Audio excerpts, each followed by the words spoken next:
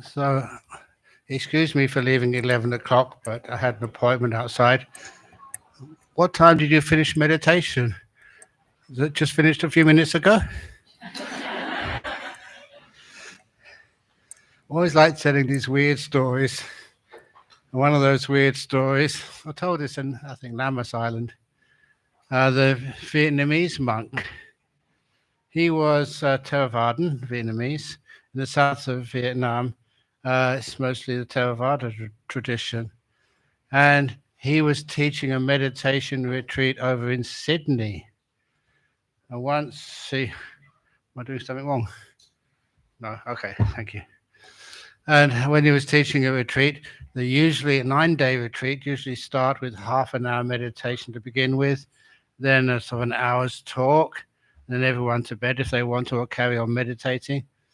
But this monk, he never gave the evening talk. When it came to 8 o'clock, he was still sitting down, meditating.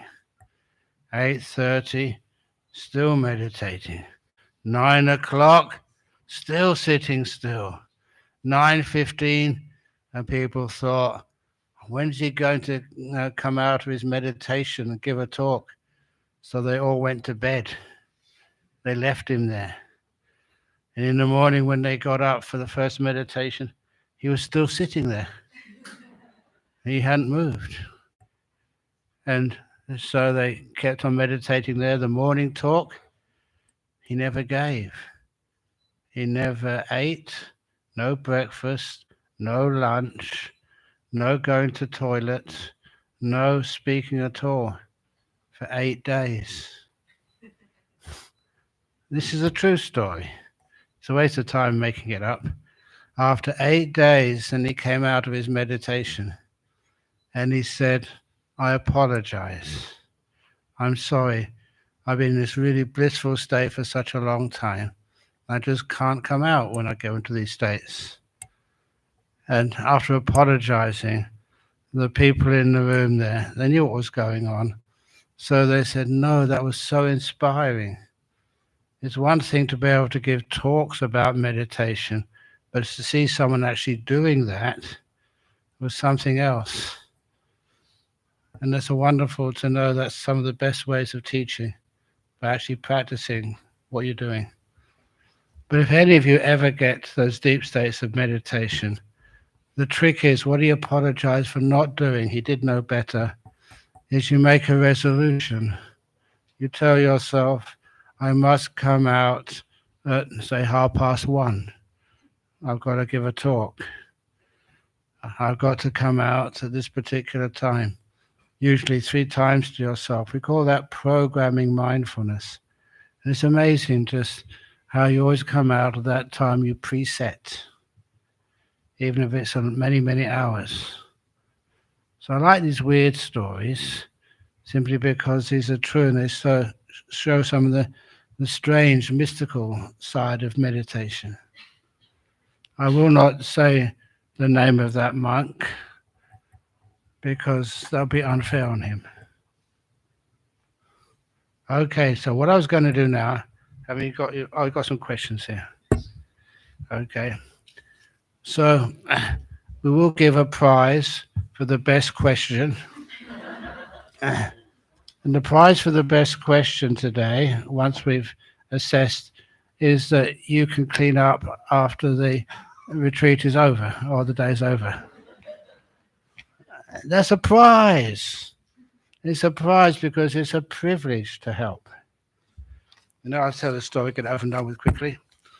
The 5 fingers on her hand were having an argument.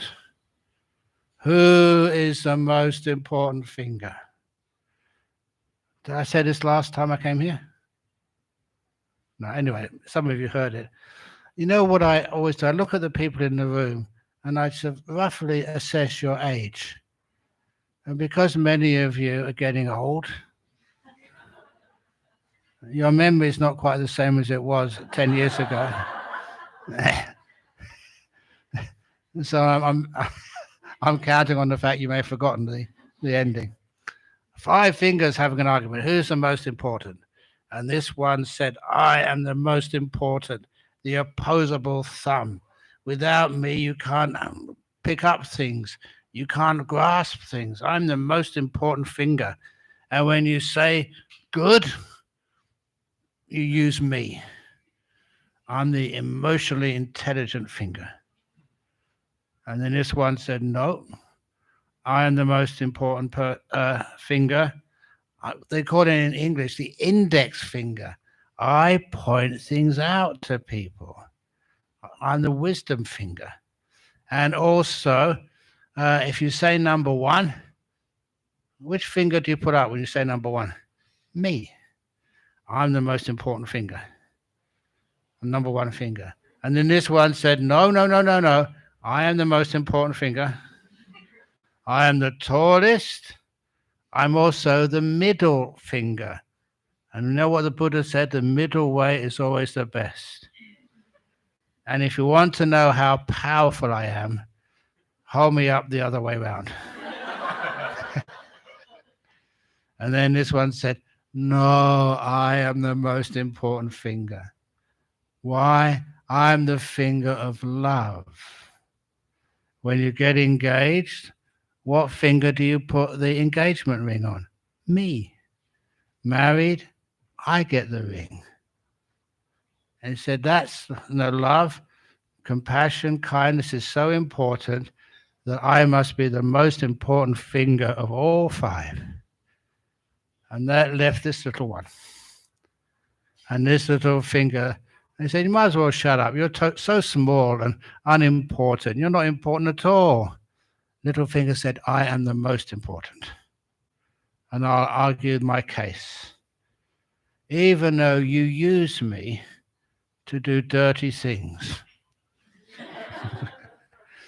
Is anybody videoing that? Oh no, good, great. Even though you use me to do dirty things. When you pay respects to the Buddha, I am always closest to the Buddha. That's why I am the most important. So the ones who clean up afterwards, you're like the little fingers, the most important. So how many people want to clean up afterwards? You're not convinced? Anyway, okay, let's get back to business. Thanks for sharing your story of your dad's passing away and how you responded and look at the incident. The simile you used, one went to the incident the other day. The simile you used as one went to a rock concert and left with great excitement and joy and amazement. It's very encouraging to know how you dealt with the loss of your beloved dad. For many of us, the experiment of losing someone we love is quite different. The experience is quite different. It's more like nothing. Finish this one. Oh no. Okay. It's more like going to a concert of our favorite star and he or she stopped singing in the midst of our favorite song and the whole band left the stage unannounced. My question is, how should we embrace deal with such a situation and the emotions within? You do have a choice when you deal with somebody's death. You could feel sadness, grief, and despair. Is that helpful? The tears which you shed, the sadness which you feel, who does that help and serve? If I'd have asked my father before he passed away, he would have said, no, I don't want you to grieve. I served you, looked after you as best I possibly could. I played my concert to the best of my ability. Thank you for being my son. Thank you for being my dad. It's like when somebody goes overseas. In the old days, they go on these big boats. And as they sail off, this is maybe your father going off to Australia or going off to UK or something. and you wait on the quayside, just waving at them as the ship starts to sail away. You continue waving at them, even though the ship has gone so far you can't tell which one of those passengers is your loved one. You keep waving at them, and they stay on the deck of the boat waving at you. It's my little daughter over there, as you sail further and further away from one another. And then the point comes when you get to the horizon. When the boat goes over the horizon, you can't see your loved ones anymore. But you know they haven't totally disappeared. They've just gone beyond touch, sight, and sound. They haven't totally gone. And I say that I've had so many wonderful experiences. There was a Sri Lankan lady dying of cancer a few years ago. I couldn't go and see her. It was during our rains retreat. But nevertheless, when her sister said that she'd taken her, cancer sick sister to Singapore to a top hospital there, she said, even though this is getting the best treatment, there's nothing much more we can do. But can you, Ajahn Brahm, even though you're supposed to be on retreat, can you please talk to her? And of course she said yes. So every evening, her dying sister, would croak a few words. She was so weak. Apparently she was paralyzed neck down or something. But she could say a few words, and I would just give a little sermon to her over the telephone for 10 or 15 minutes. And, I didn't have that much time, and she didn't want to get too tired. And I did that for 3 nights in a row. On the 4th night, the healthy sister never called me. And you knew exactly what had happened. She must have died. But that 5th night, the sister called and said what I knew, that the one with cancer had passed away the day before. He said, I had to call you because something strange happened. About 6-8 hours after she died, her healthy sister received an email from her now deceased sister. And the email confirmed was after about a few hours after she passed away. And just saying, please let Ajahn Brahm know, thank you so much for talking to me. And that's all. So she had to give me a call. But the weird part of it, this was an email sent after she died. For many years, because I'm a monk, I never knew what Gmail meant. Now I know. Ghost mail. But the rest of the story was true. I love weird stuff like that. You check them out, because I don't want to tell you stuff and then you check it out and find I'm lying or anything. But sometimes there's something beautiful about that. And it's a beautiful part of dying, which I always remember.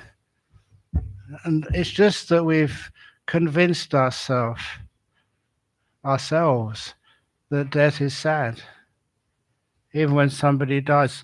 Look, I was on my own personal retreat years ago and having a lovely time, nice and peaceful. When I came out of retreat, even some of the monks were miserable, said, why are you miserable? What's happened? And they said, especially the lay people who visited, Princess Diana has died. And they were all sad. And I replied, I didn't realize you were related to Princess Diana or you knew her. Why were you sad? It was a cultural condition phenomena. Everybody else was sad, so you had to be sad as well. And that's how that grief was spread like a coronavirus. There was no reason for it. I'm sure Princess Diana would have been very happy if you were at peace with what happened. No one wants to see other people suffering. So because of that, it was wonderful to see with my own eyes in those years I spent in northeast Thailand, which had never been colonized by any Western country. They just did not have grief in their culture. It's a kind of an eye-opener for me. They weren't suppressing it. They weren't saying, no, I can't show that I'm crying. They just never did. They accepted, embraced, and were at peace with the fact that, when you die, so when you live, you get born, some of us have to die eventually. It's part of life. And that attitude I found was so much more beneficial for everybody. It's one of the reasons also why that I make sure whenever there is a funeral service, we try and invite the kids to come in, the little ones.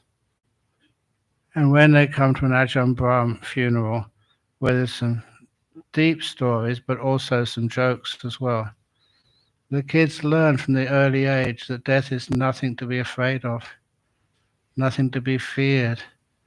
We try to avoid it, to be able to be healthy and serve others, but nothing to feel that there's been some big mistake happened. It's normal. It's real. It's part of our life. So because of that, getting the kids to come in, it's much easier to see the results. Those children don't have the same fear of death as the adults do. You haven't been brainwashed by your society, your culture, to be afraid. And grief disappears. I'm not saying this is an alternative to grief. I feel a little bit of sadness every now and again, but it's nothing strong. Sometimes I would love my father to be sitting next to me and see what I've got up to after all these years. But if that's not to be, that's not to be. You can be much more accepting of things. We're not saying, I will never say that, if you're crying, stop it, don't be stupid. You're a disciple of Ajahn Brahm, you shouldn't be crying. That's terrible advice. If you feel like crying, you have to. But to know there is an alternative is a great opportunity not to cry if you don't feel like it. There's nothing wrong with you. I love those alternatives. Okay. Dear Ajahn, how to choose when to persist and when people said when to let go? Persistence leads to success. Does it? I learned this a long time ago. This is my history. Even though I came from a poor family, I was smart. So the primary school I went to, I did really well and got a scholarship to go to this good high school in Hammersmith. And I did really well there and got a scholarship to go to Cambridge. All the time it was scholarships all the way. But when I was, first of all in UK doing O-levels, I did my O-levels when I was only 14, supposed to be 16. But anyway, I was doing those O-levels. And my father was still alive, mother, grandparents, friends. They all said, look, you're doing really well. Just put a bit of more effort into your homework and you can do extremely well.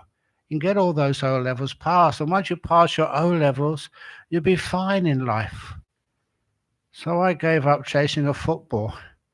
I never thought there was any money in playing football, but these days, my goodness.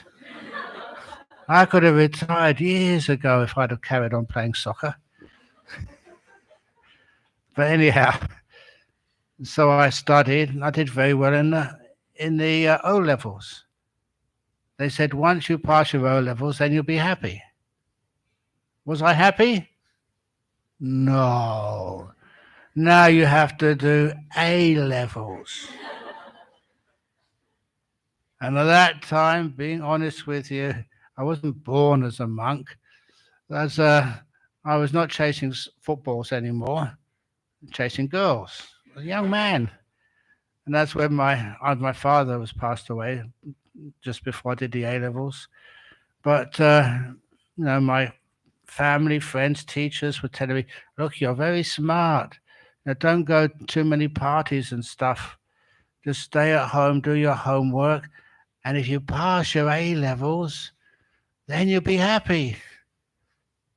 And as a young boy, you're always very believing of these so-called intelligent people. So I stopped going to parties and dances, and so I did very well in the A levels, which I took at only 16, and straight A's. And I said, "Wow, with these results, you can go to Cambridge." Yeah, but then what? You go to Cambridge. Imagine a degree from a good university like that. Then you'll be happy. But at this time, and especially when I got to university, that's when I started to get what I call suspicious. I've already tried a couple of those times. Now, not doing the things which I loved and enjoyed, but doing the things like homework and more studies. And they always promised happiness, but it was never actually quite there. It was always a little bit further on. They said, if you get a good degree from Cambridge, wow, then you'll be happy. I did believe them for the first couple of years. Then afterwards, I saw other people who had graduated, with honors, first class and all of that. Were they happy? No. They had to do masters or PhDs. And at that time, they couldn't stay in a student hospital. They needed their own apartment or house. So they had to scrape up some money from somewhere to be able to get settled in life, get a house or an apartment.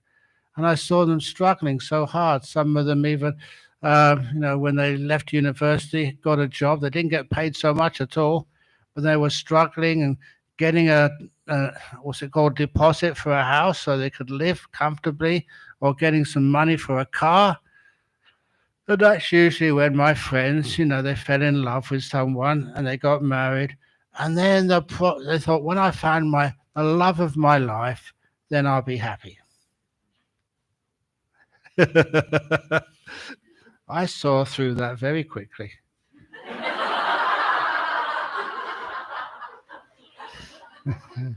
Yeah, you're happy for a year or two, but then you need to work hard, to get a place. And I had double jobs.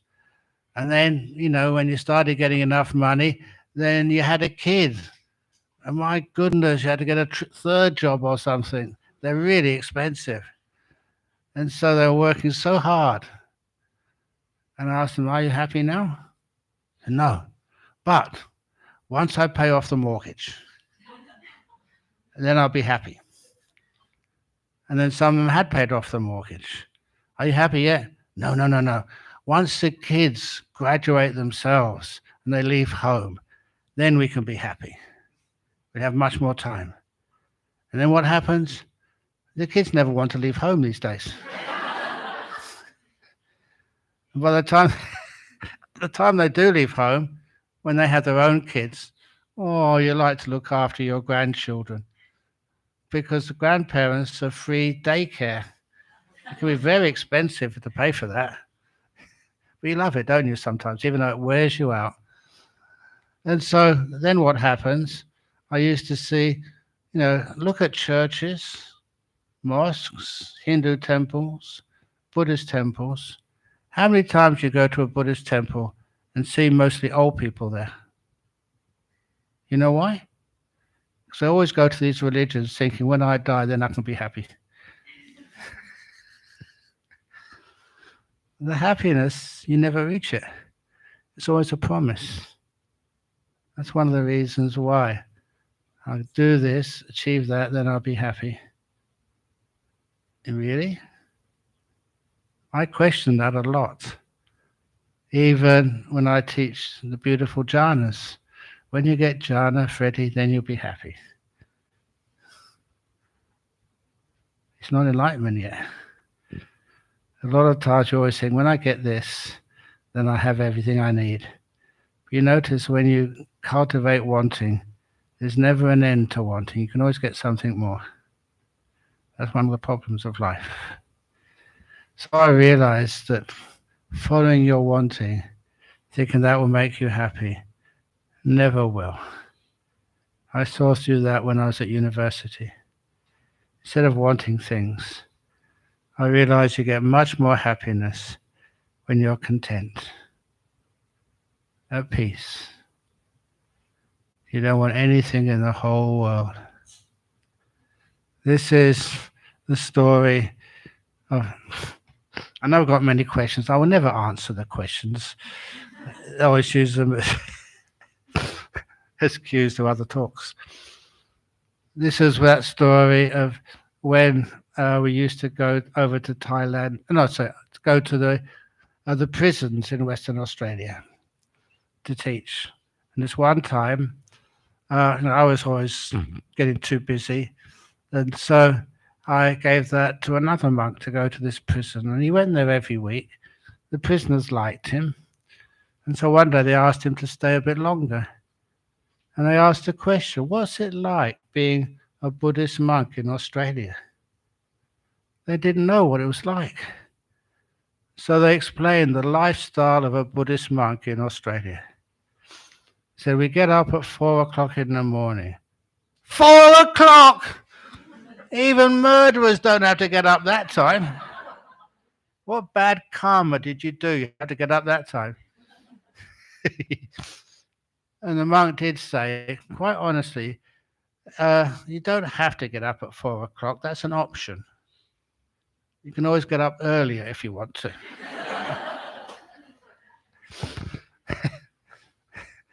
Then what do? Can you watch the late night movie on TV?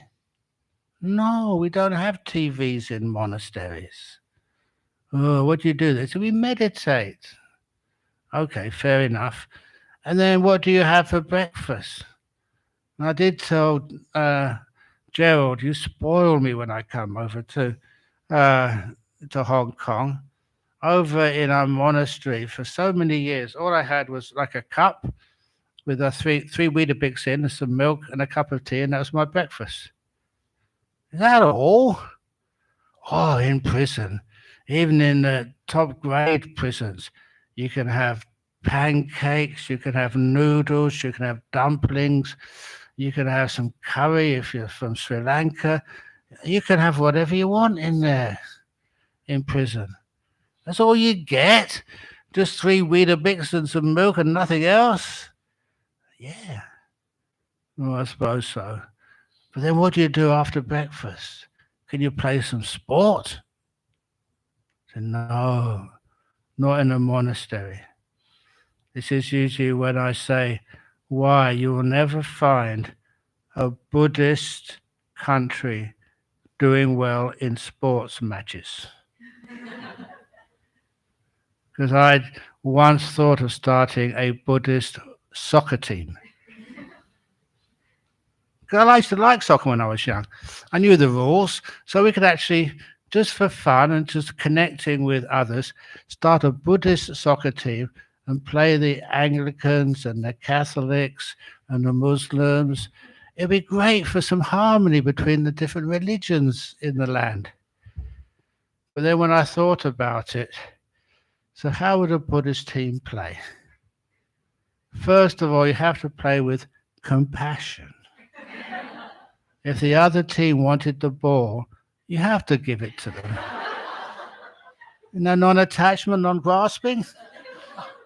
And you never tackle them violently. We don't do violence in Buddhism. This mainland Chinese monk told me this story once, one of the first times I came to Hong Kong. And he was saying that he participated in a Zen retreat over in mainland China somewhere. And the master there, when one of the meditators was getting sleepy, he got out the Zen stick and hit this woman over the back. You know what this woman did? She took out her mobile phone and called the police. that monk was arrested. That was the end of that retreat. It's against the law to hit people like that. But anyway, so Buddhist principles, if the other team can't score a goal, you score an own goal for them. That's kind. That's why. Have you ever seen the Sri Lankan team or the Thai team go to the World Cup soccer tournaments? They've never been in the not in the finals, in the main tournament. Has Hong Kong ever been playing football in the World Cup? Too many Buddhists.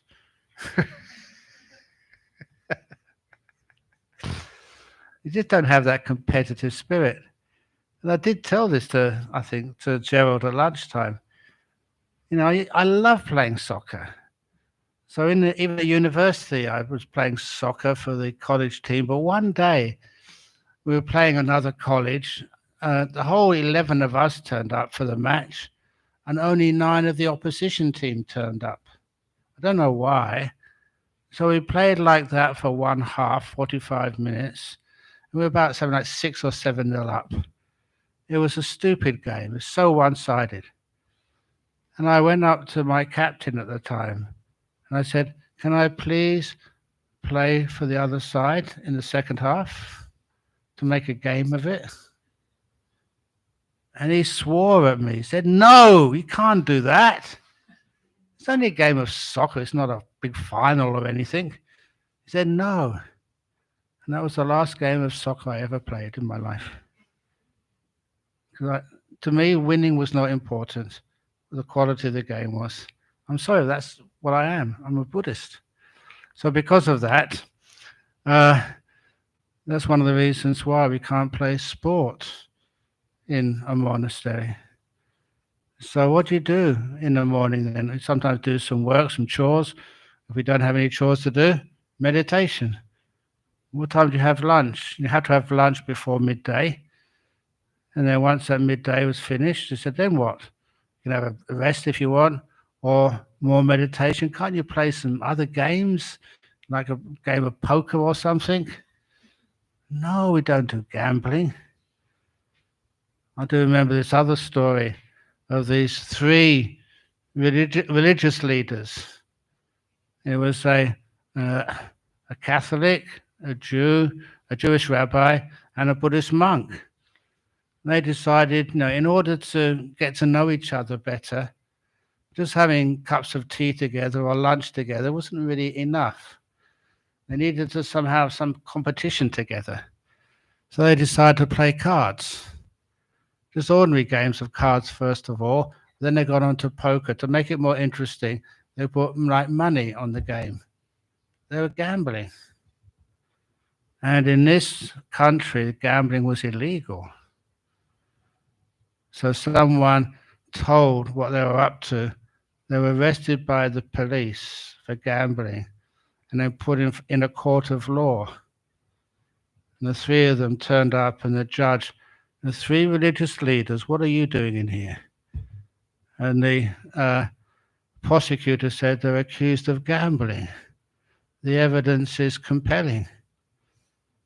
And so the judge said, well, let's get to the bottom of this. First of all, he asked the Christian.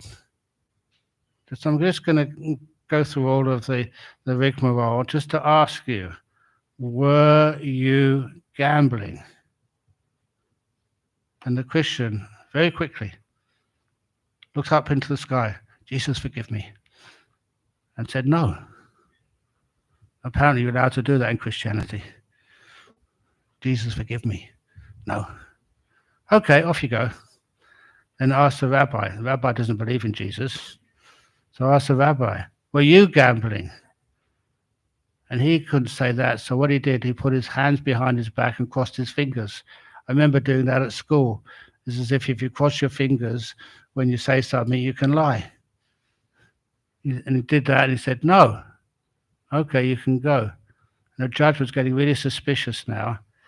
So he told the Buddhist monk, "Look, you don't believe in Jesus, so you can't tell anyone to forgive you.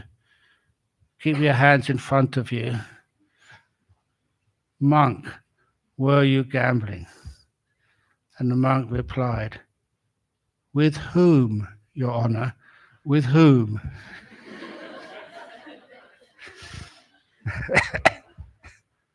That's why it always pays to be the last to answer the question. So anyway, so we don't do cards, we don't do gambling. So what do you do in the afternoon or evening? Meditate. And the real story that they did actually ask this monk, don't you get bored with meditating?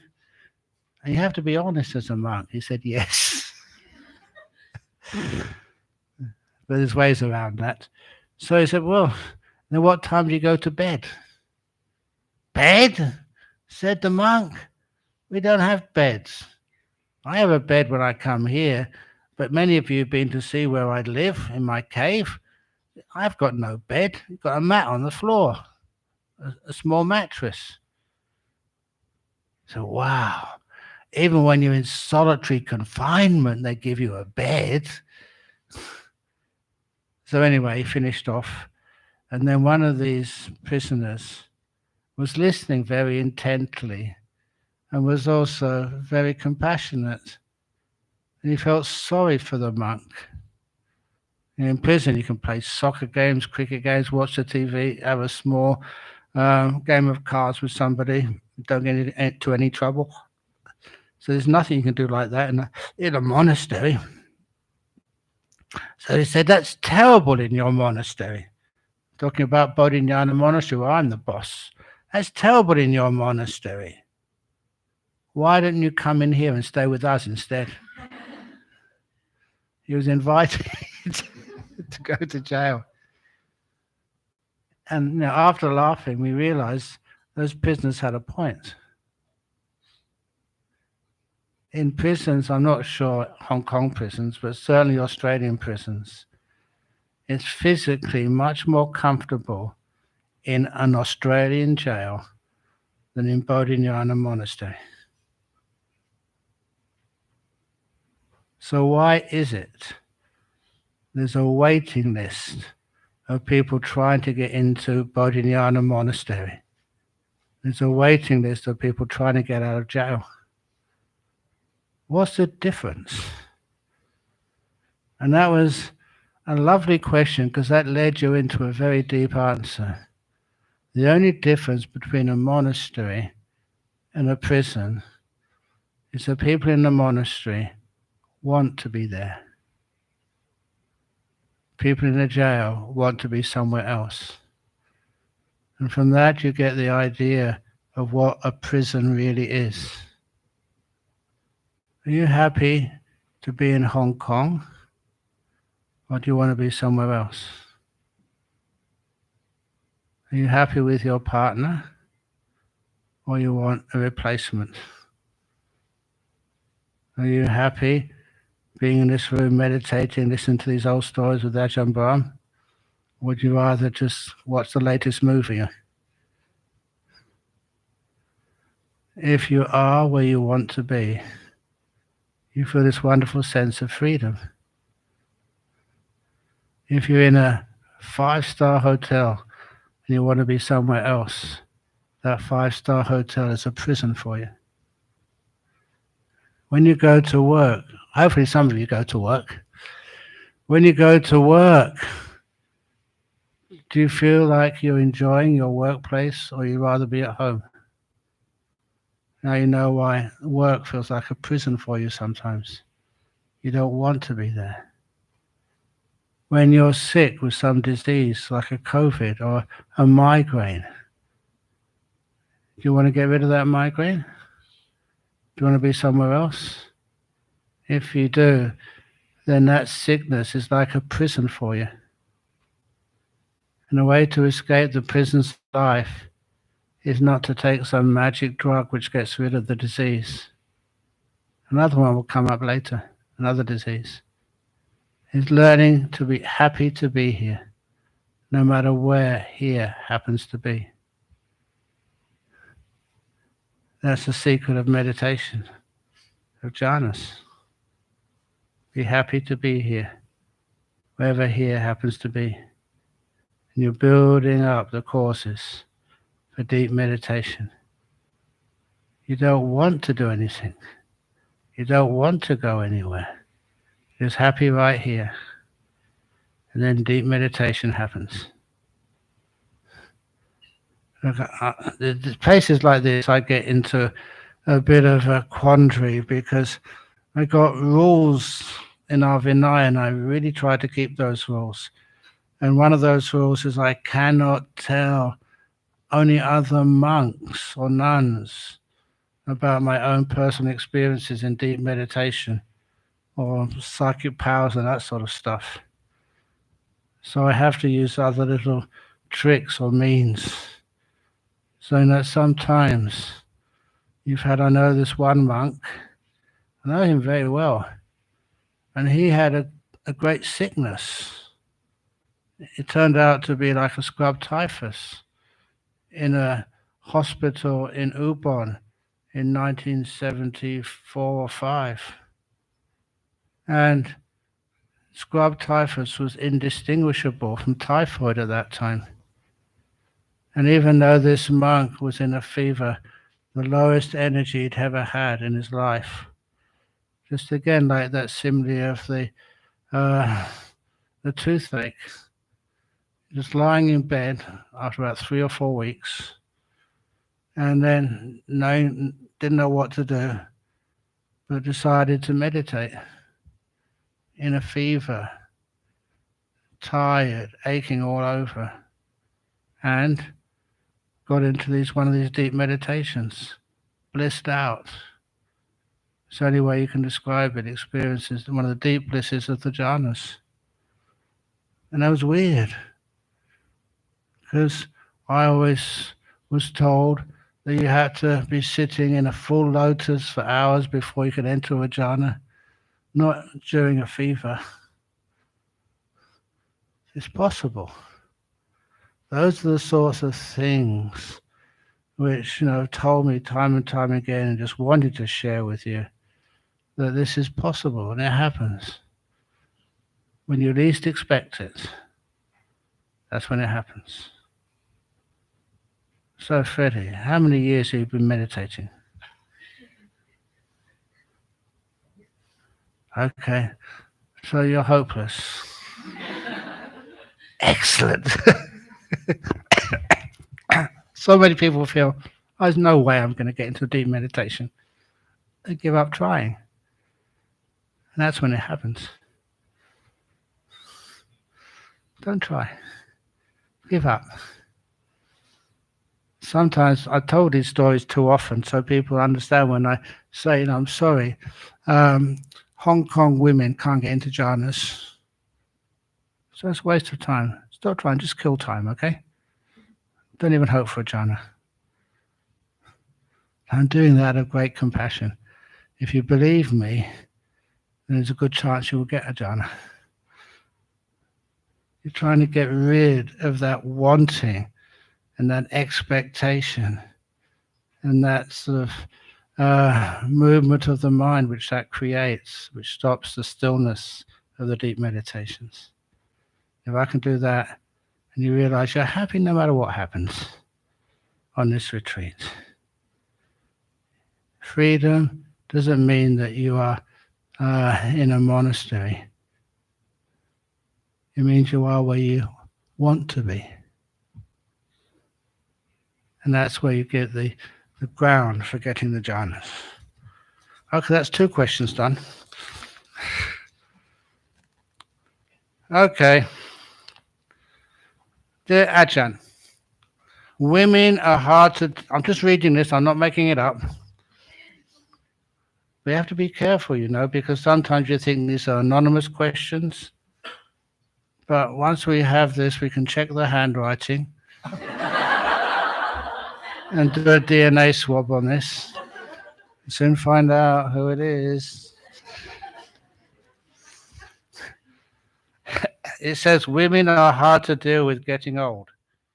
My colleague, a boy, spread my age to other colleagues behind me as I am in my late 50s. Other people can't believe it. I was shocked. He intended he invaded my privacy. I'm very upset. The worst is he told others my age. 1 year more. That's not the truth. How to live in the present. Oh my goodness. If they inflate your age, thank you. Thank them. You know, sometimes I told children what my real age is. Do you know my real age? I'm working it out now. It's about 862. Or maybe 860. I'm not lying to you. I'm 860 months old. When I tell that to children, they're only maybe 10. You're 120. So you don't have to go to school anymore.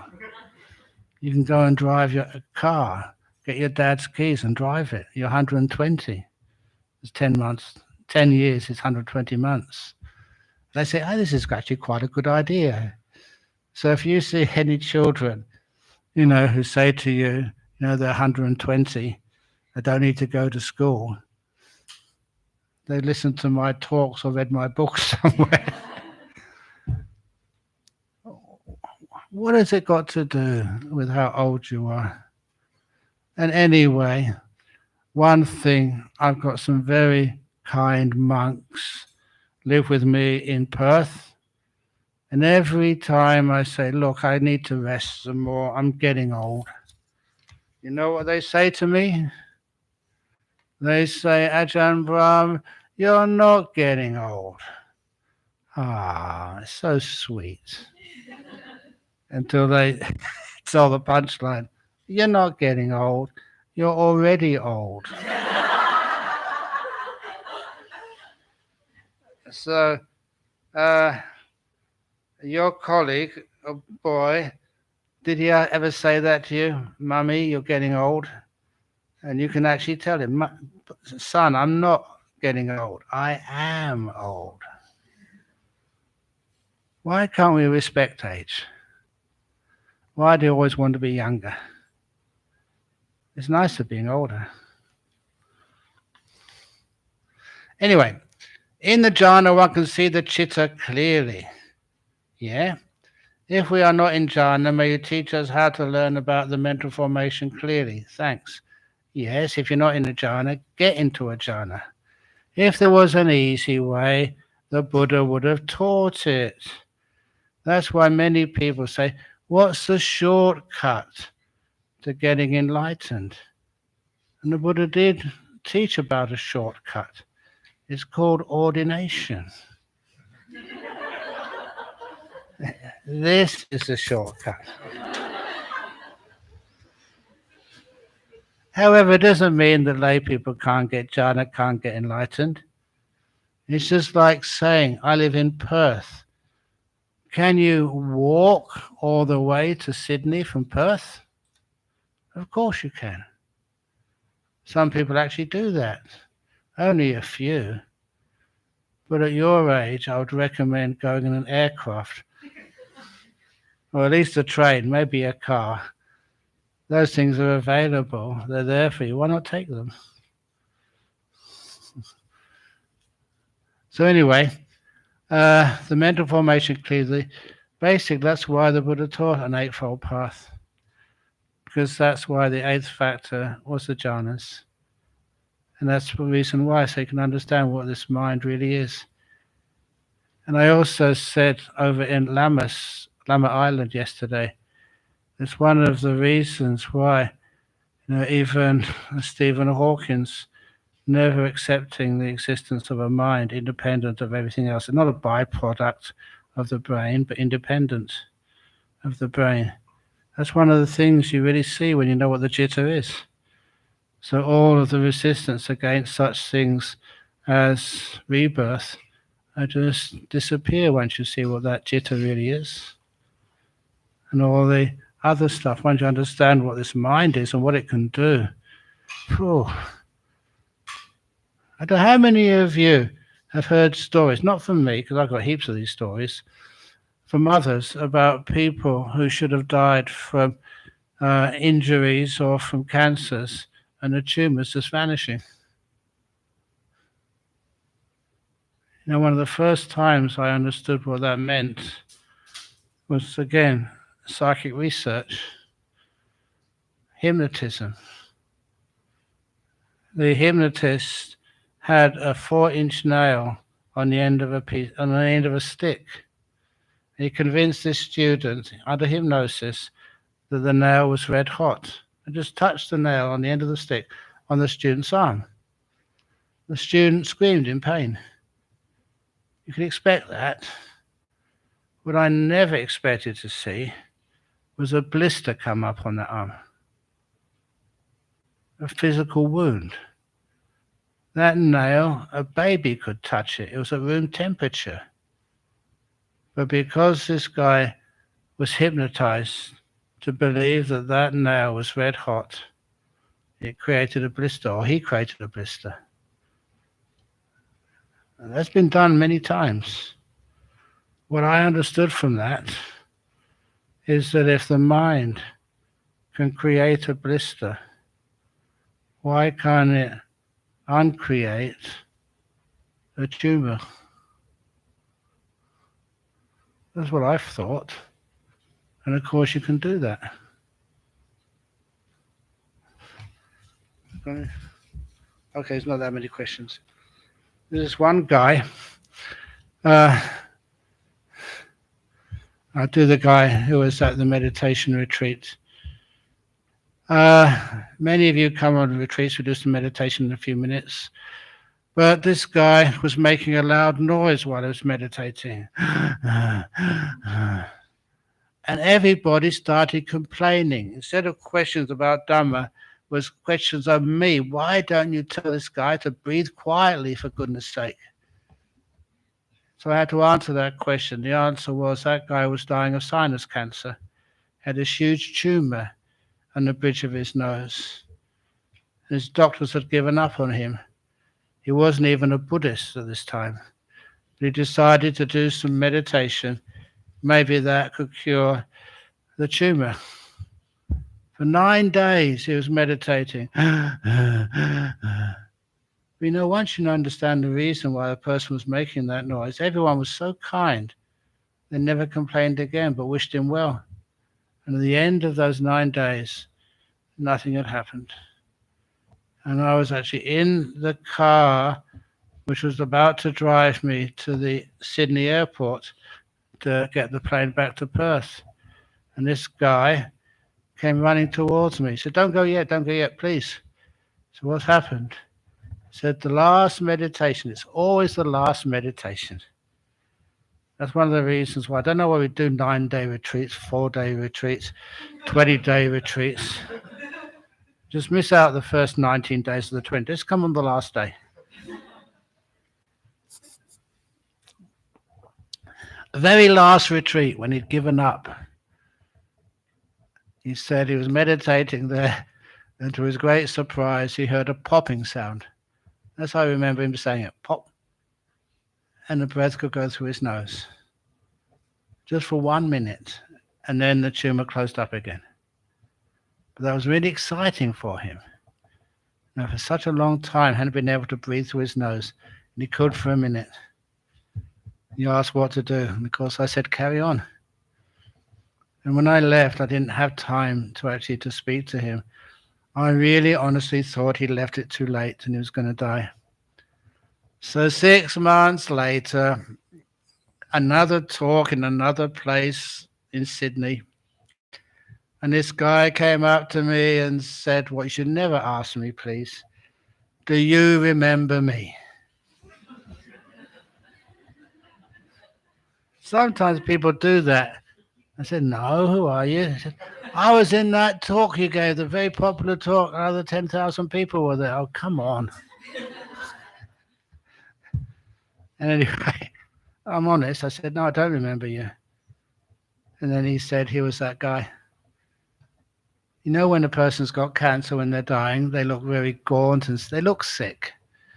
And I said, you don't look at anything like that person I talked to. I said, I was he. and also that he carried on the method I was teaching him, and eventually, many more pops later, the tumor disappeared. And that's a true story. You get such great job satisfaction. That's what are you doing now in your life? And he said, I'm now trying to spend any more days I have left in life, should be many, he was quite young, teaching what you taught me to others. So that's the best I can do. And that's one of those like true stories, one of, I must say, many. Somehow or other this meditation can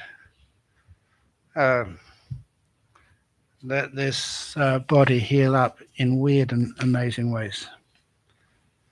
Okay, I'll actually go on to another question.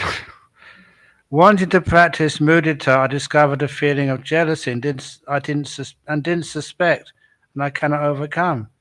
Could you help me see clearer into that feeling? How can I overcome the suffering of jealousy?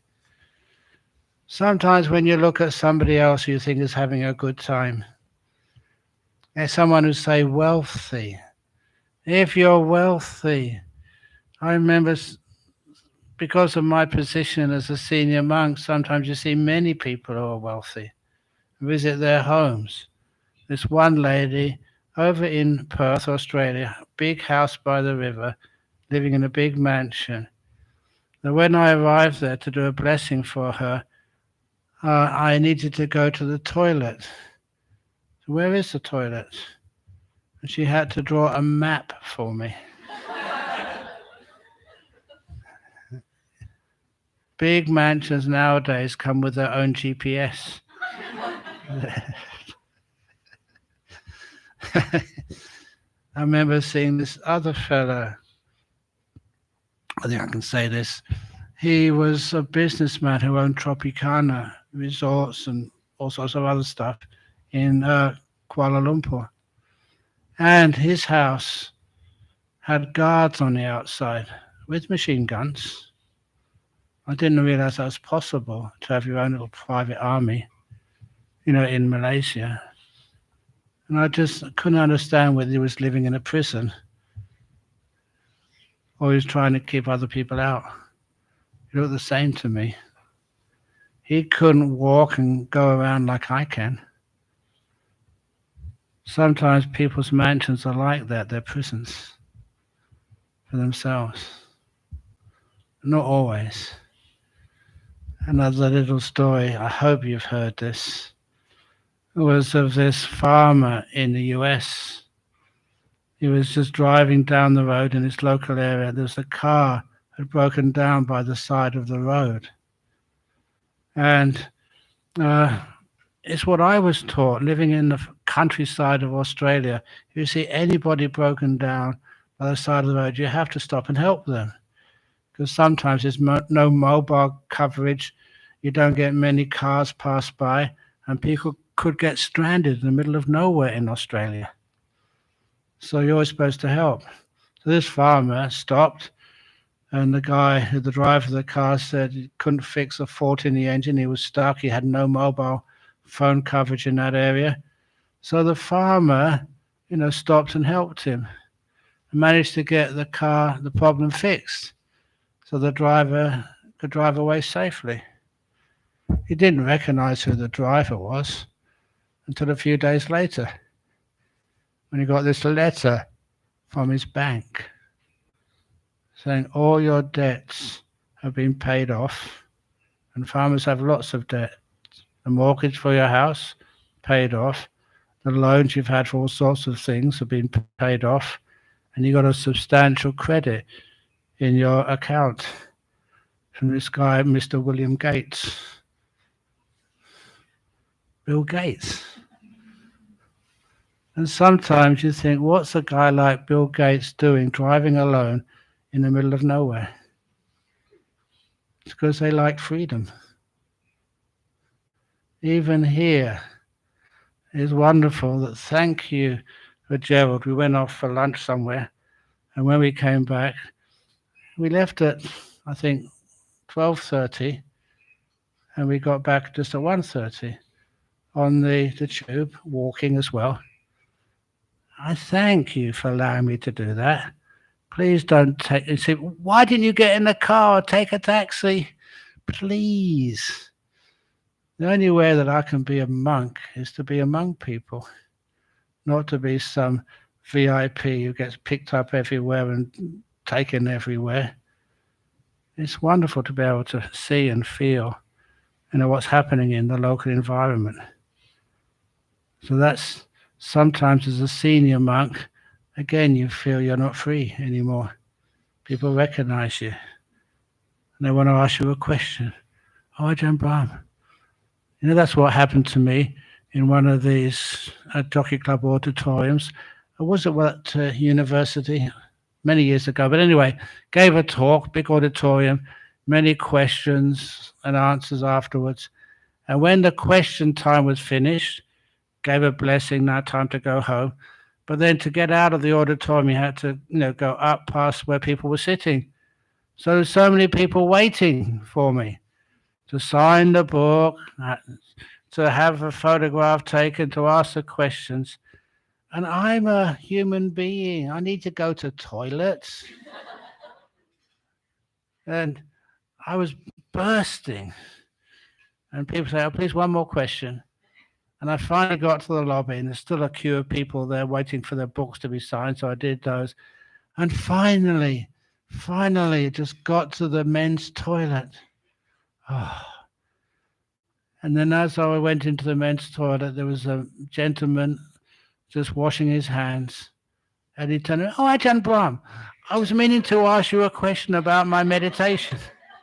That was even in the men's toilets. No escape. So sometimes you can kind of feel what it's like to be well known and recognizable, and why you sometimes want to escape. Have a sense of like freedom and being oneself and not needing to answer questions about everything you don't know about, like marriage. Why on earth do you ask me questions about your kids or marriage? I've never been married. What would I know?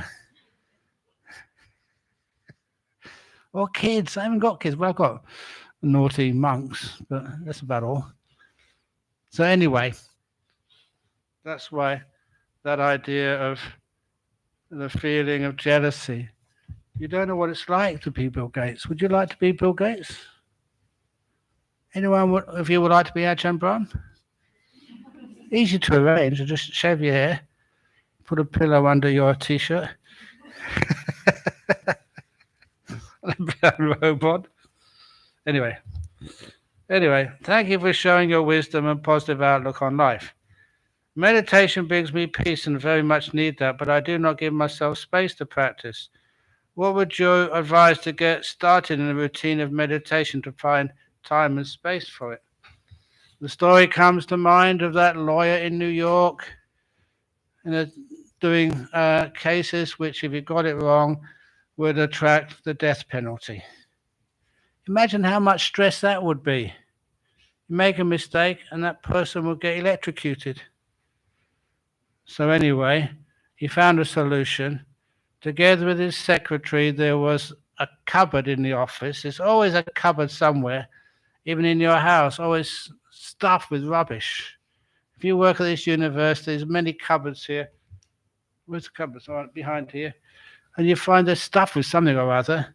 So throw away that rubbish, find another place for it. And he turned a little cupboard into his meditation room. And his secretary, locks him in there for half an hour every lunch hour. He's got no choice. If it's your choice, you always find a reason not to meditate. Important phone call or something. But his secretary locks him in there. Anyone who calls, I'm sorry, he's in his cupboard. Not in a meeting. That's a usual excuse, isn't it? You're in a meeting. Or he's in his cupboard.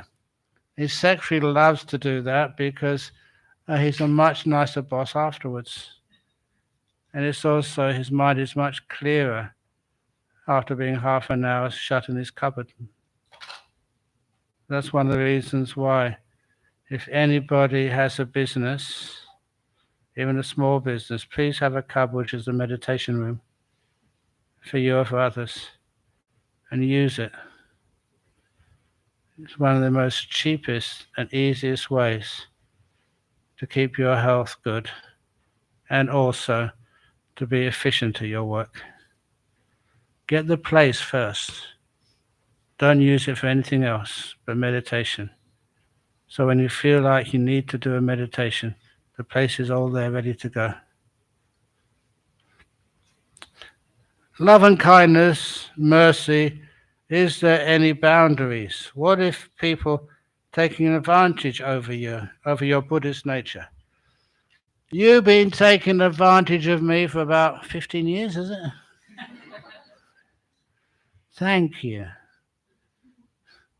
Oh, we only feel that sometimes people are taking advantages of us, but that's like our meaning of life.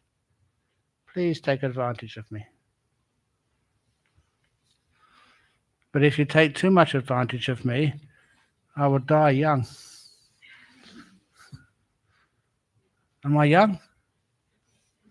You have to be honest. Fourth precept, no lying. Of course I'm old. Love and kindness. Oh, yes, I did that one. Last question. Before I took up all family members' financial burden without me happily. Before I took up all family members' financial burden without me happily. After learning Buddhism, I realized me and tried to separate the wrongdoing in the past. But of course, the spoiled family members opposed. Please advise how to strike the balance with wisdom to do the right thing. Those family members who are spoiled, you have to lead them gently and slowly, to be able to look after themselves. You can't just... A good example is like the prisoners I would teach. One day they would have to be released. But if you have a prisoner spent 20, 30 years in jail and you suddenly release them, they can't cope. They don't know how to live in that world. So what you do, you give them day release. And they go back to jail afterwards, and then maybe a weekend release, maybe a month release. The idea is to gently lead those, in your case, family members, to be independent, to be able to look after themselves.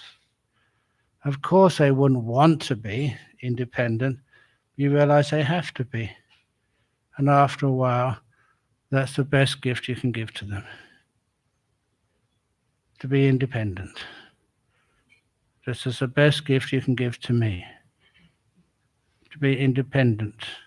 So I don't need to teach you anymore. Is that true? Of course. So anyway, where's my clock? Who knows the time? 2:40. One more question. There's always one more question. Okay, yeah. Actually, I want to ask, the question is very different. Very different. Yeah. Okay, what's the answer to very different? And I know that I come here is for asking this question. Oh, really? And you are the man to change my world. This is God. You reckon? Yes. So I create some of the just a declaration or something like that. I want to cancel off slaughterhouse, butcher shop, and end those excessive killing and those bloody atmosphere in this world. Okay, so how are you going to achieve that? Actually, I achieved some of this. God says this manifestation, manifest. Yeah. And I manifest that in 2023. That's last year. I manifested that end of that government law of ending that mask law of this how to say this compulsory mask law. I hated that very much. And in my birthday, I followed my dream. and went to that dream area with like something like this kind of a pattern of area. And I went to Ocean Park. I don't wear a mask. Uh, and I get inside. Since I'm birthday, I'm free.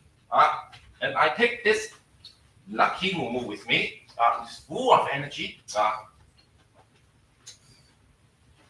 And I got inside without a mask, violating all this nonsense for me. It's uncomfortable. It's so stressing environment, and I want to get rid of that. But it's just like a Superman. Let's get out.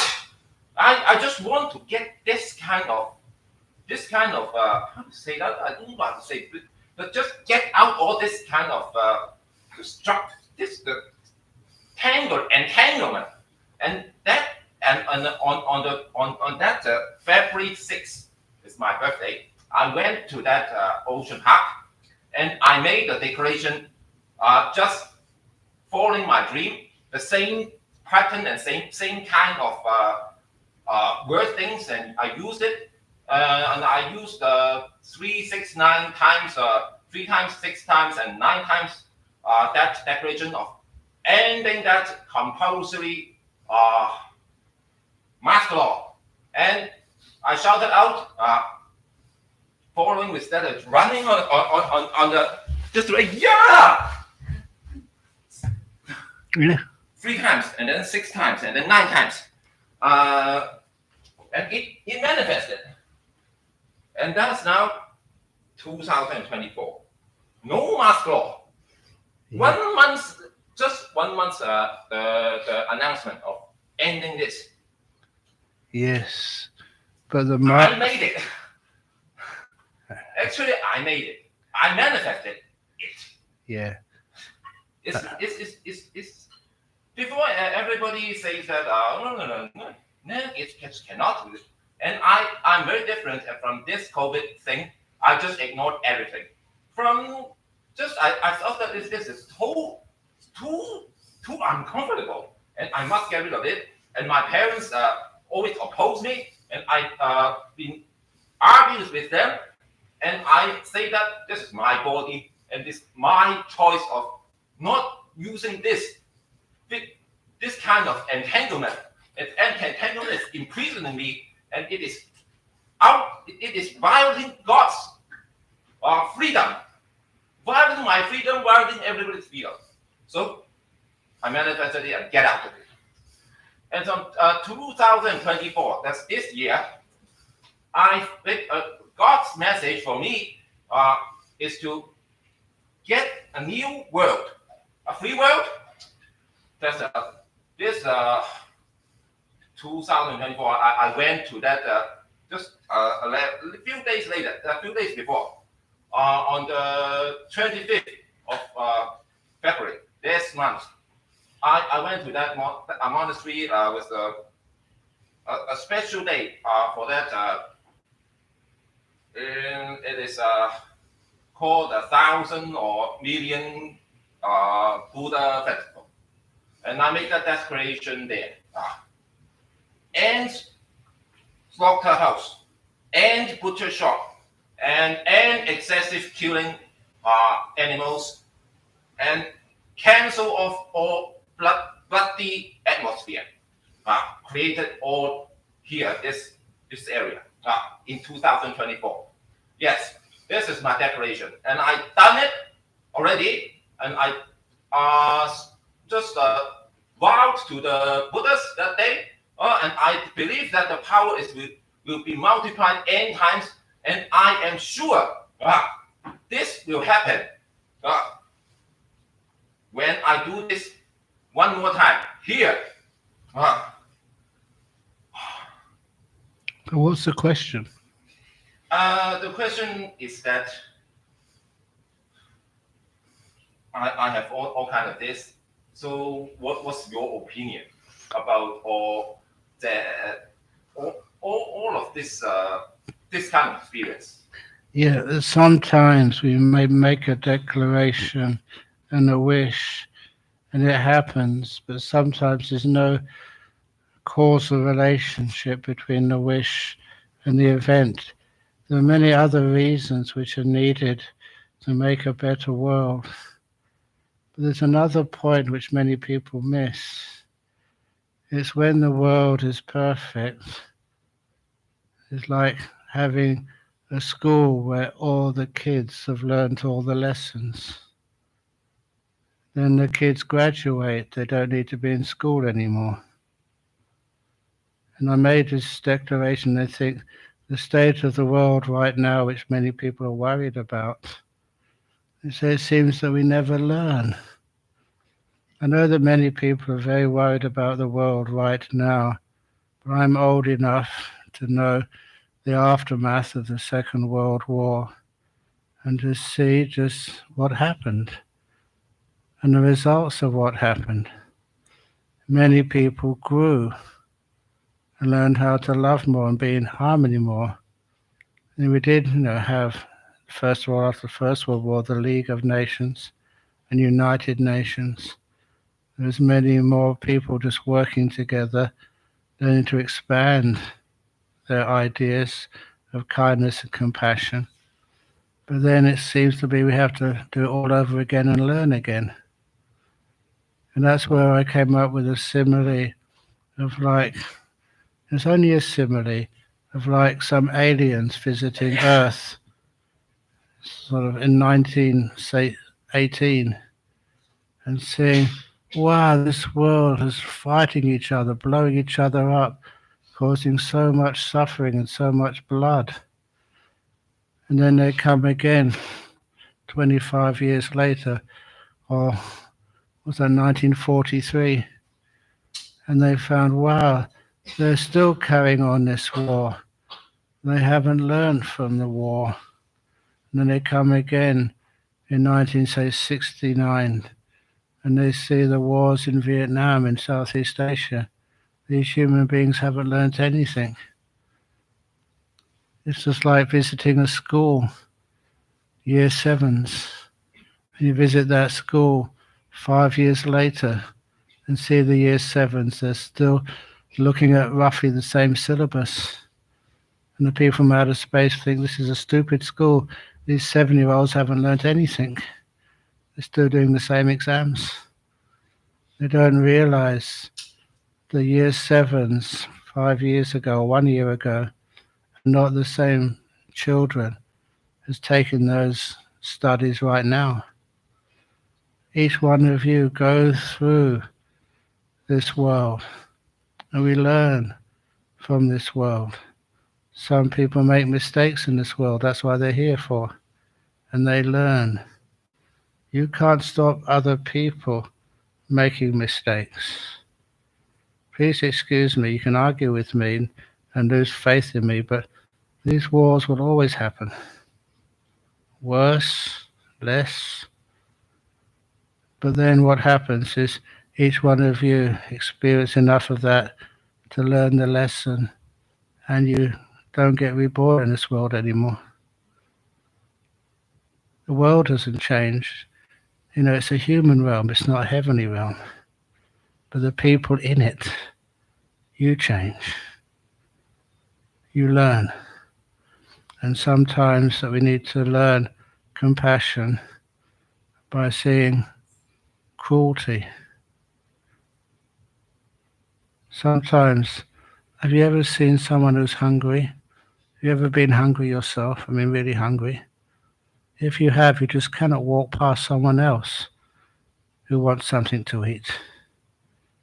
Have you been abused yourself?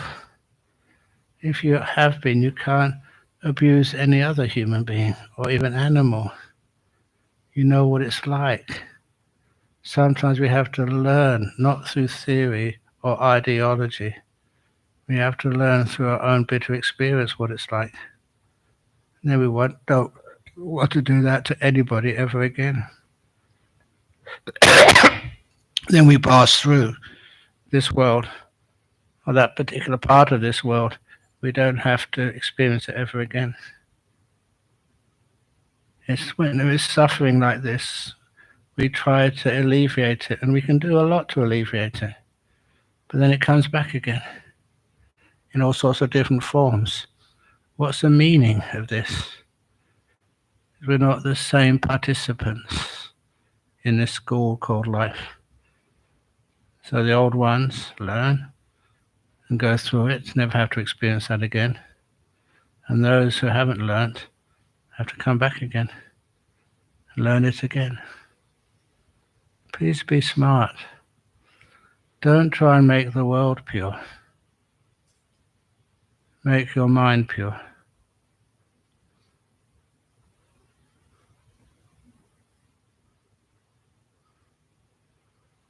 That's why, Buddhism taught Four Noble Truths. If there wasn't suffering, there would not be an end of suffering.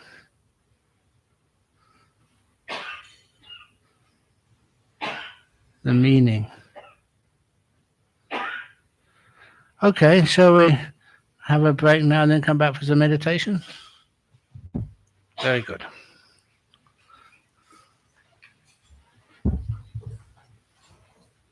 Very good. Here we go.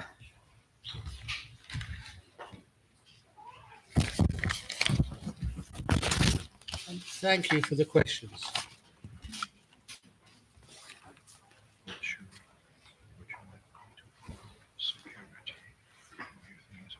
Okay for now.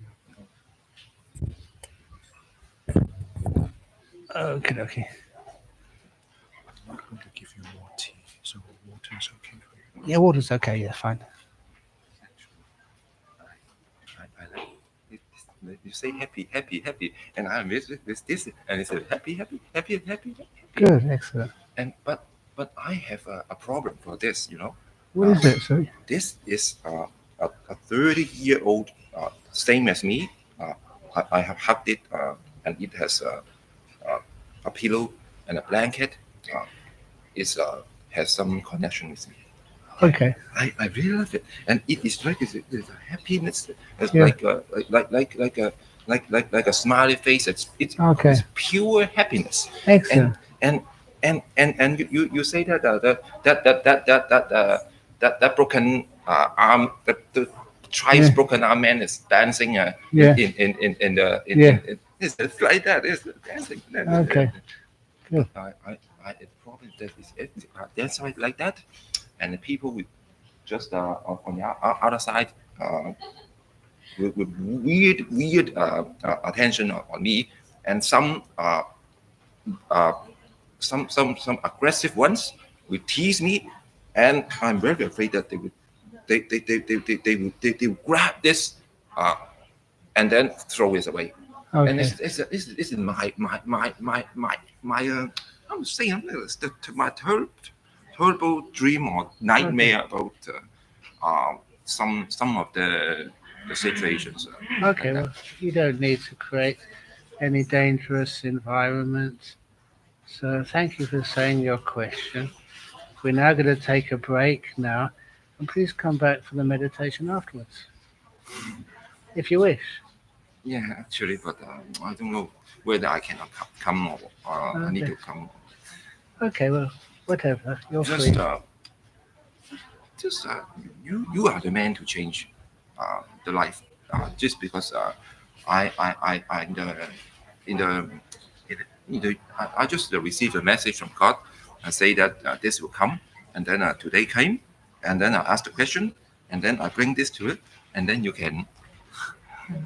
It's very lovely, very lovely. Okay.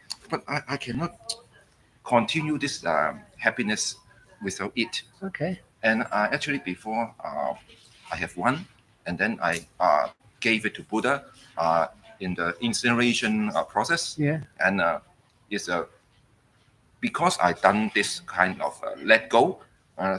Otherwise, I will not be here. And 2023, I cannot manifest that Okay. wish. So, Yeah. Yeah. Okay. Okay. Thank you so much. Okay, yeah. Take care. Thank you. Yeah, okay. Very good. Excellent. Okay.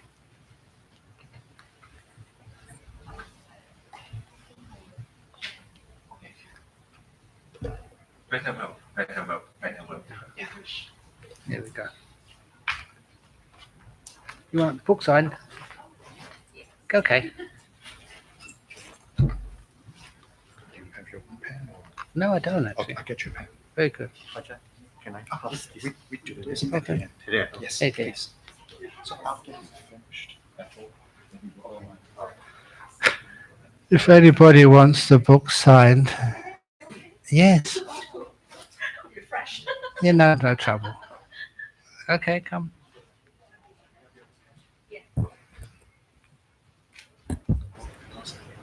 Let's just get this up. That's good. Would you prefer this one? Oh, it's good.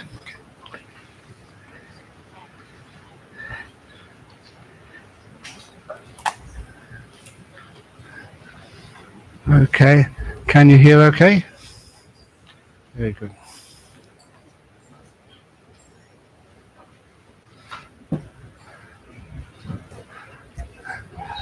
No, I have to do afterwards. At 4 o'clock, we are finishing the meditation and then doing the closing ceremony. So I can do the book signings and the more photographs afterwards.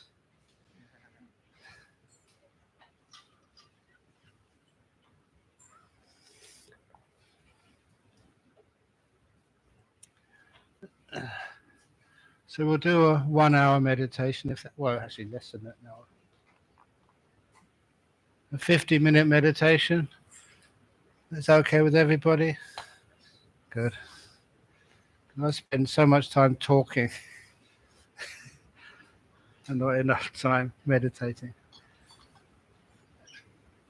And I know some of you said you wanted a guided meditation to begin with, or should we just meditate?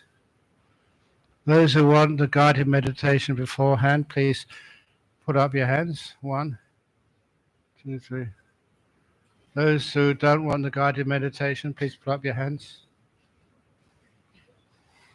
Okay, that's... So I'll do the guided meditation for about 15 minutes, then I'll be quiet, and then we'll let you just carry on by oneself.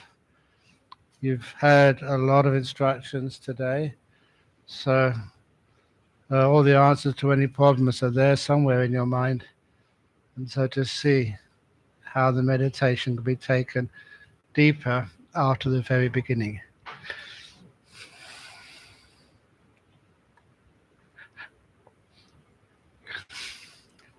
So first of all,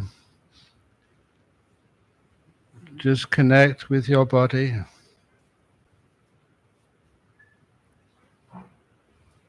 Even though there are times when I think, oh no, I'm just going to go straight into peace in the mind, I always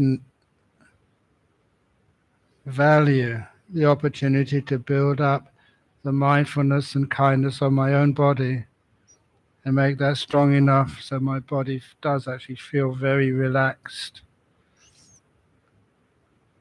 And then afterwards, the mind always gets much more relaxed. And relaxation of the mind is like stillness, peace, and silence, inner silence.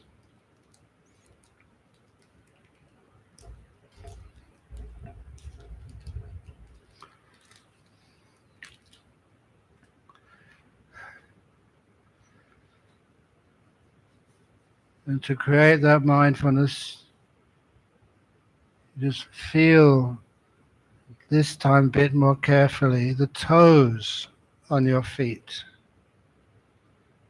You ask the toes, how do you feel? So those toes can be relaxed. And if you find there's some squashing of those toes, it may feel okay now, but later on it will cause aches and pains, and you feel you might have to move, and that disturbs the meditation process. So see if you can very carefully make sure everything is okay now.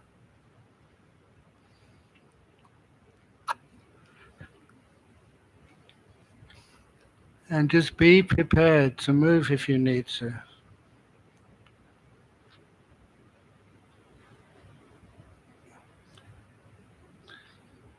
I describe how I feel. I got a tight belt on. I'm loosening that belt now.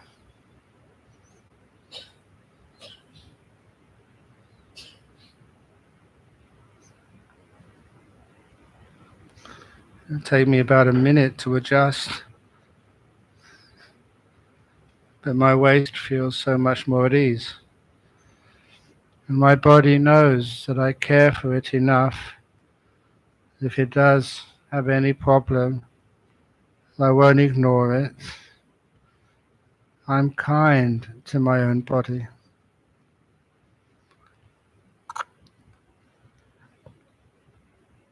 And I'm kind to my own mind.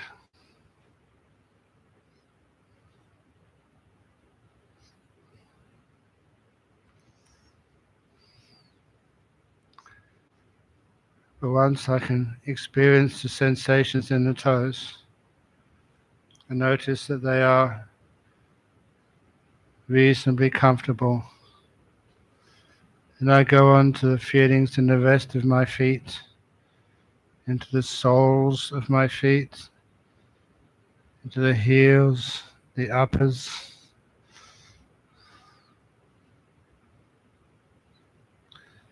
I'm making sure that I'm in the best possible position I can possibly get.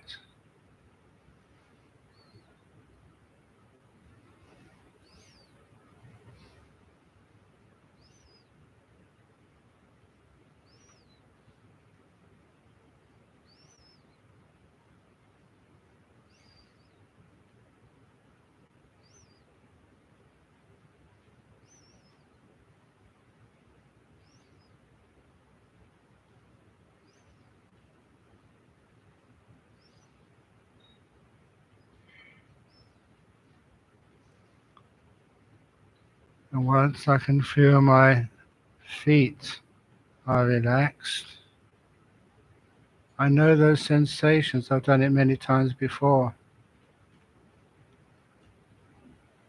So you can tell what position is going to work.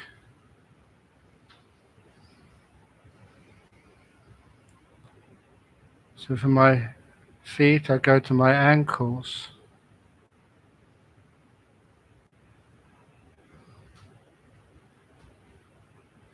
And I begin to feel the sensations of my ankles. I've done this before, I know it well. Doesn't seem to be any problem down there, but still, I relax them a little bit more out of kindness towards my own ankles. And then slowly I move my attention up my lower legs, the calves, the muscles on the back of the legs, the skin surrounding, enveloping my legs, and even the bones, shin bones. And as I move my attention up, I check that everything is relaxed there, at peace. Until afterwards you get this feeling like you do if you soaked your legs in hot water, warm water, or had a foot massage. You feel the muscles, the ligaments, the bones, everything in your lower legs and your feet is relaxed to the max. When that relaxation is strong,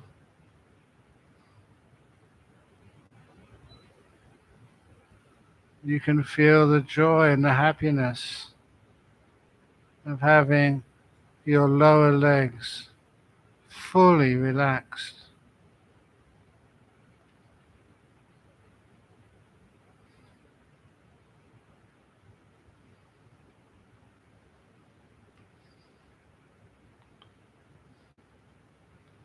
And from there, you go to your knees. And you feel sensations in the knees and relax them all. anything closed and tight and squashed, you imagine expanding. Imagine taking up more space. Anything stretched, you release the tightness on both ends.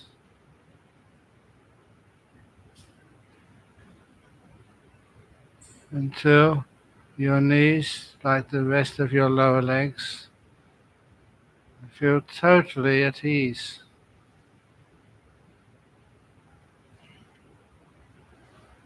And you keep your attention on your thighs, making sure that there's nothing being pulled or twisted in those enormous muscles which make up your thighs.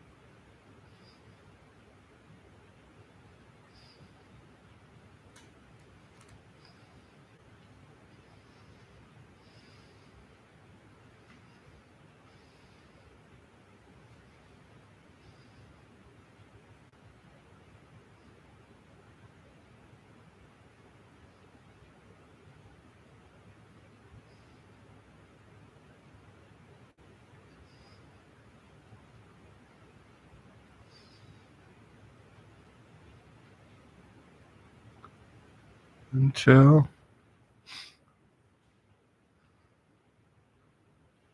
the whole of your legs, knees, calves and feet are totally relaxed.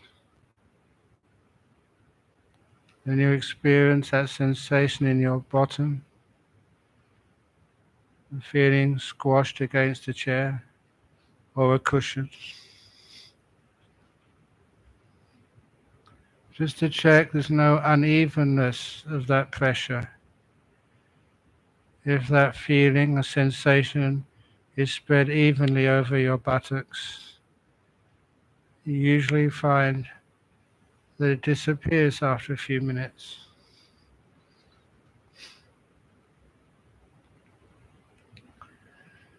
And then you move up to your waist. I just straightened up my back, pulled in my waist.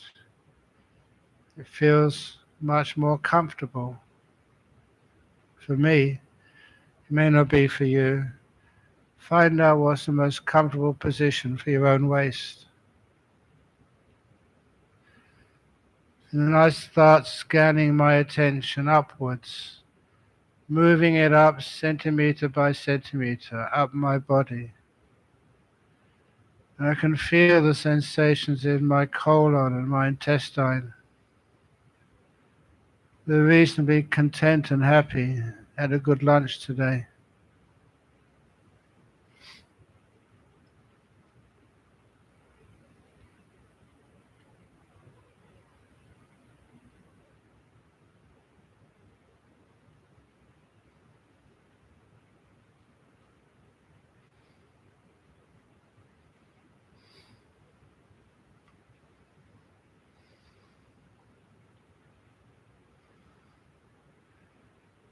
As I'm scanning my attention up my own torso, any time I come across a point of tension, a point of squashed or an ache or a pain, I literally pause there and just let the mind be with it for a while. never forgetting the kindness part of mindfulness. I am kindful.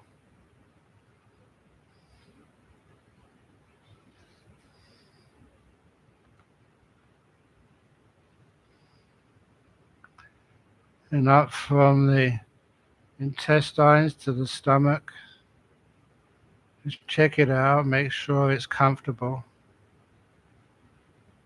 And up to the lungs. I don't need to breathe forcefully. I let my lungs decide how to do the breathing, not me.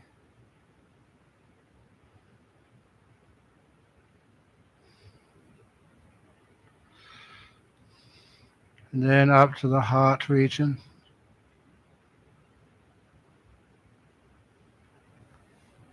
Starting to develop kindness towards the whole of my body and mind.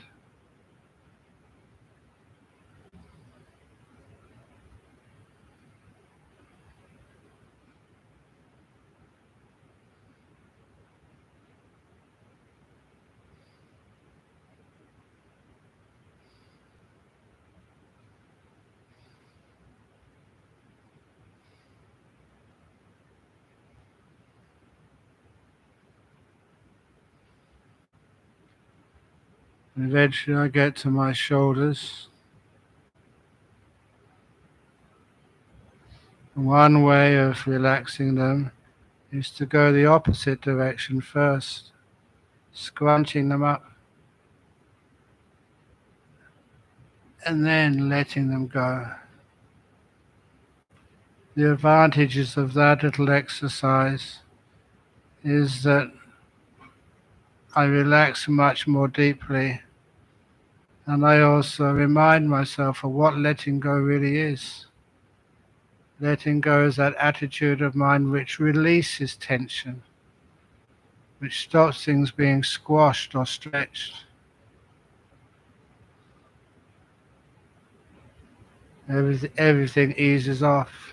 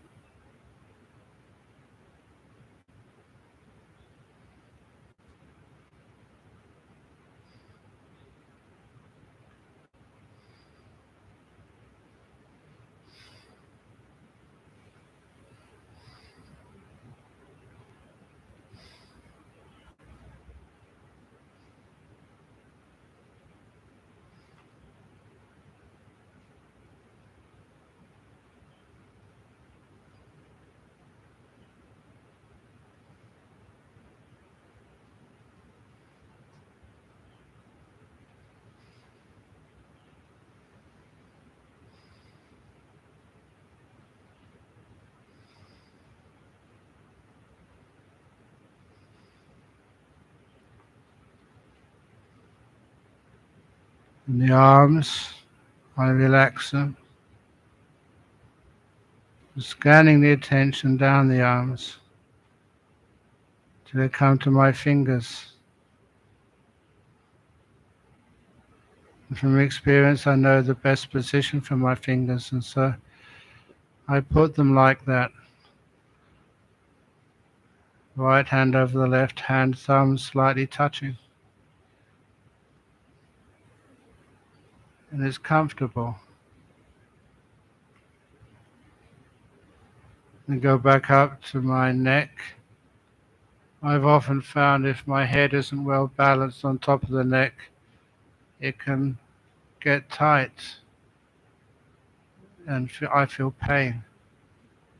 So I make sure those muscles are also relaxed to the max, the ones in my neck. I take a few minutes to find those muscles first.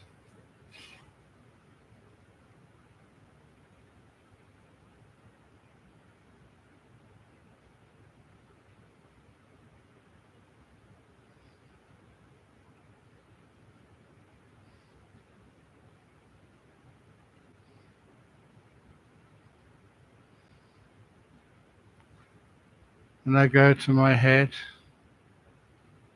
the muscles around the eyes, the nose and the mouth. First of all, I feel them. How are you all? I can feel a bit of tightness around my eyes. I loosen that tension. Little by little, my face relaxes.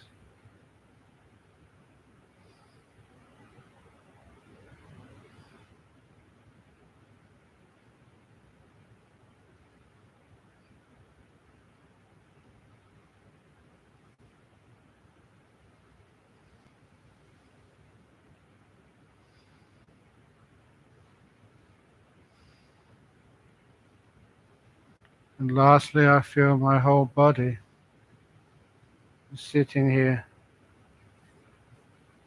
relaxed to the max.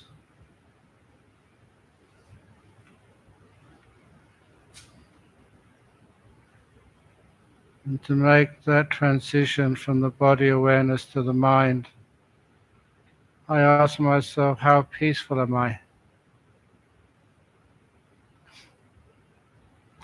And what is peace? And how does that peace become stronger and more delightful?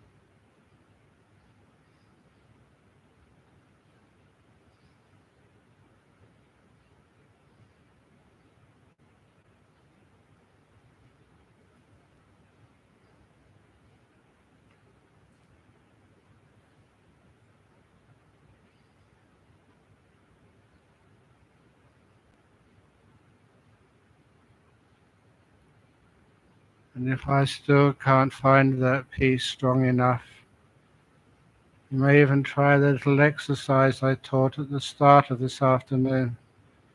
Imagine those two heavy suitcases, or shopping bags, I think I said. Mindfully feeling how heavy each one is, and then slowly lowering them one by one onto the floor, and discovering for yourself that when you let go of the past, and you let go of the future, and stand in this magical place between them, much of the cause of a wandering, thinking, restless mind is taken away. You're here in this moment, and the moment is a beautiful place of rest. You're not trying anything, you're just being.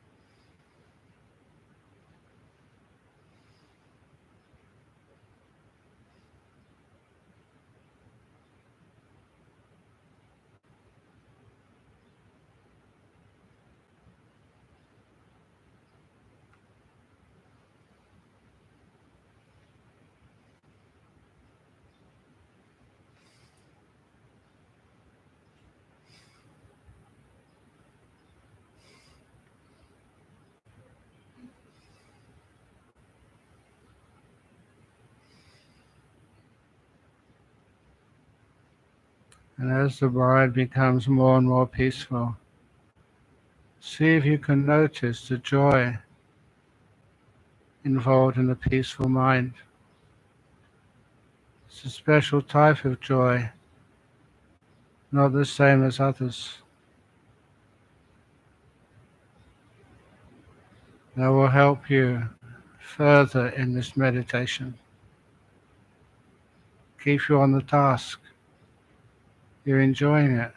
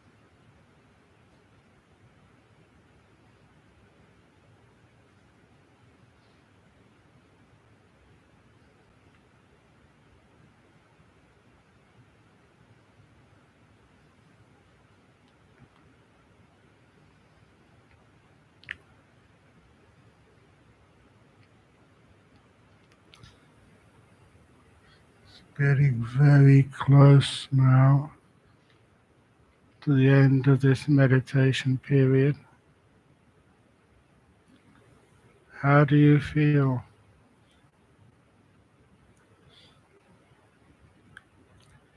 How peaceful did you become?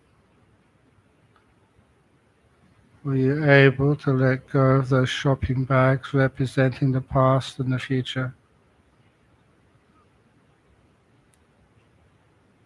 Could you be silent? What does silence and peace feel like?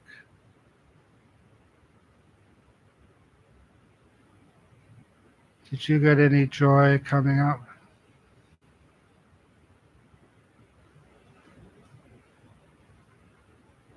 We're just doing an investigation, an exploration into how your meditation felt at the end. Now you're coming out more and more. How does your body feel? How relaxed is that?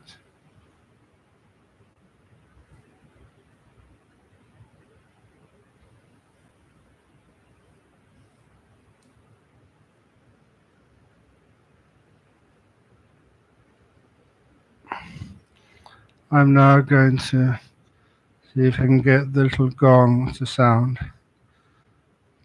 to end the meditation gently.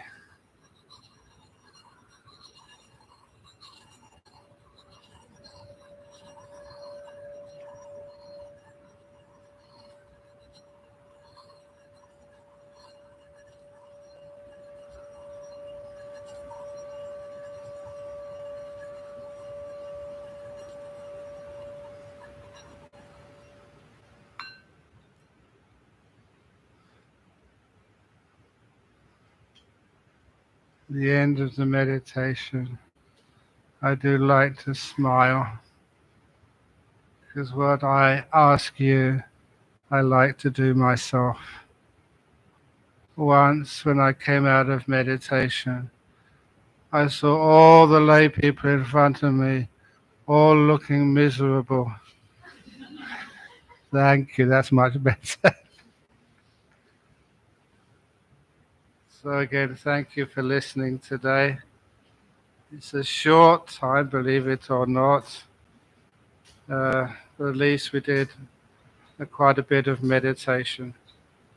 And little by little, we do learn more and more and more, become more skilled until one day it just takes off. Thank you for listening.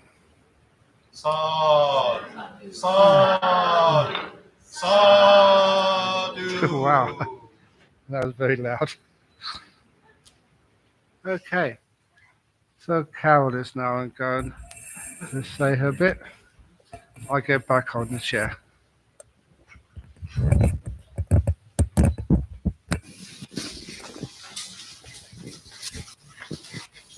Thank you very much, Ajahn, for your insightful sharing.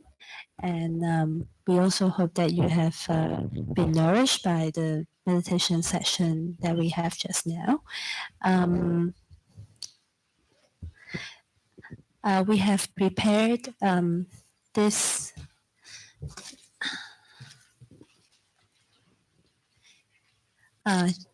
Chinese version of Kangaroo book for every one of you. Please get a copy.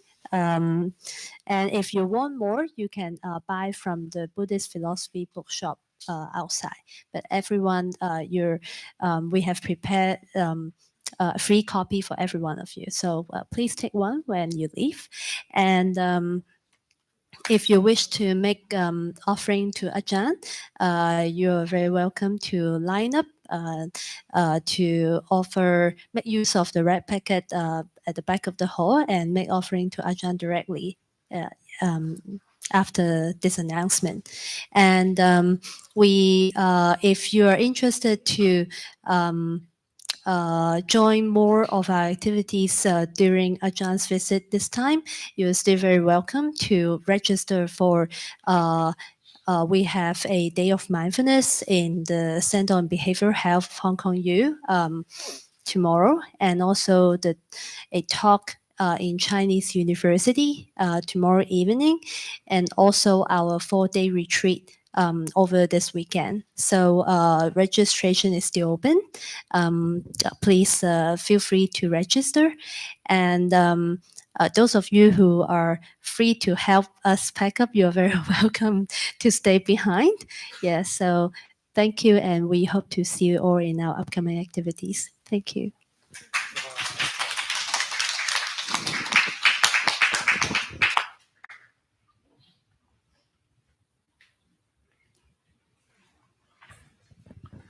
Okay, sometimes some people wonder, where these donations go. If you look at me, you know that none of them goes to me. It's either to some monastery or some project.